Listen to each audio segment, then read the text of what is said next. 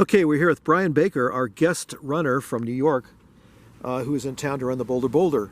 Brian, this is your second Bolder Boulder. It is. Tell me a little bit about your first Bolder Boulder and how that went for you.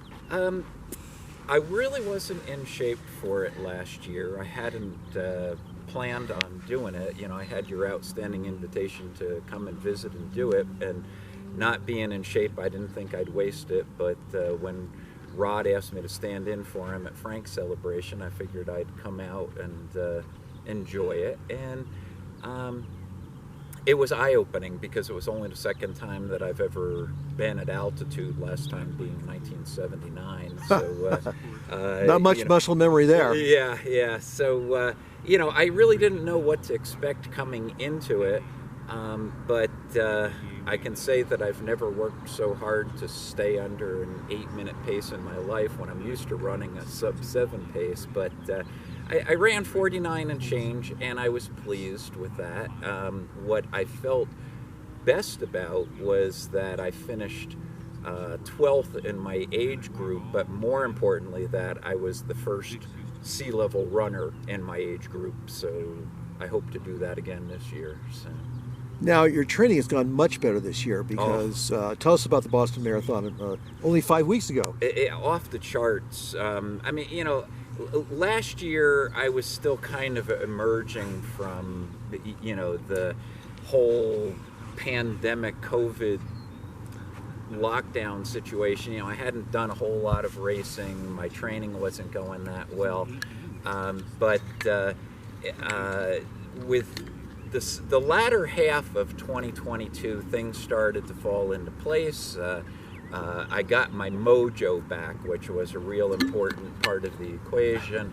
And unlike any other of my 61 years, we had the most mild winter in New York, which allowed me to train properly for Boston. You know, normally I'm fighting snow and everything else, but it was just the perfect winter for training for Boston.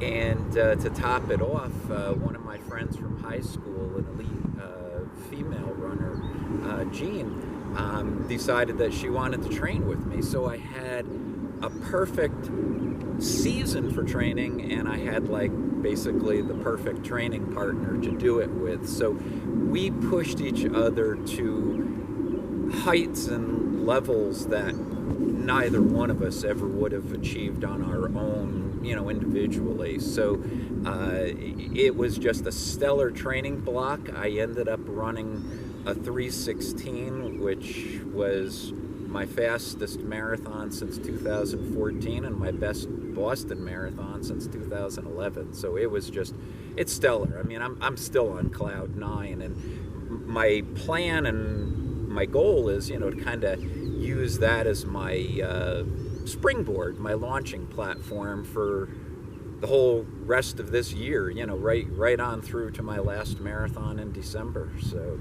yeah, in case anybody missed it, you are age 61. I am 61, although and that's remarkable. I like to think that I don't look it. Okay, well, let's see your ID. Okay, so tell me about Boulder plans for this year. I feel more comfortable going into it this year. You know, with last year's experience, I have an idea of what the course is like. Had a few days out here to, I mean, you know, it's not full acclimation by any stretch of the imagination, but, you know, a few days to acclimate to altitude and whatnot. And, you know, I'm hoping, you know, that I can chop a couple minutes off of last year's time, being that I'm in better shape. So, you know, if I can, I don't know, it's still dicey. I mean, if I were at sea level, I'd be looking to run probably 40 minutes and change, maybe, you know, something under 41. Here I'm thinking if I can do 45 and change, I think I'll be real happy with that.